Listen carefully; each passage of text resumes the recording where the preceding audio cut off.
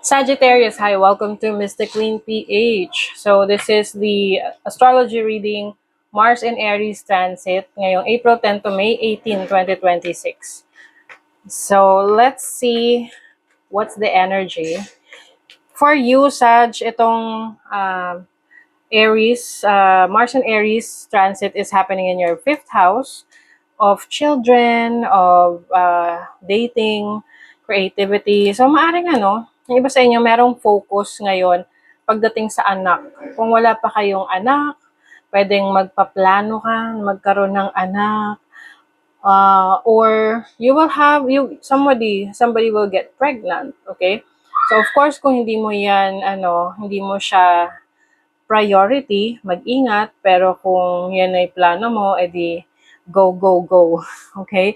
Kasi malaki yung possibility that, you will conceive a baby or you will have your baby, di ba?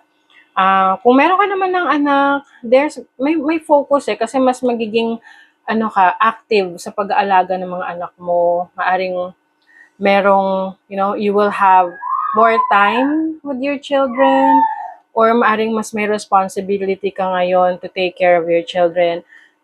Some of you naman, this can be your creative ideas, creative skills. Maaring meron kang discovery doon sa mga kakayanan mo. Especially if this is, excuse me, about writing, about mga, let's say, poetry, content creation, related sa social media, communication, ganyan. Ayan. So, mas exciting for you kasi mas magagamit mo yung talents and skills mo, mas mapapalawak mo siya. Some of you naman, pwede magkakaroon ng, dating during this time, mas open ka to getting to know someone romantically. But I think also, with precaution, hindi ka rin yung tipong basta na lang, no? You will still think kung itong person na to ay dine-deserve ang iyong attention. Mas magiging mapili ka rin, oo, pagdating sa dating mo. Some of you may mga time to travel, go to different places with your family, spend more time with them. Parang yung iba sa inyo pwedeng meron kayong i-visit na anak, lalo na kung malayo to sa inyo, or may travel, or tipong pupunta ka sa place kung nasan yung anak mo, or yung anak mo pupunta sa'yo.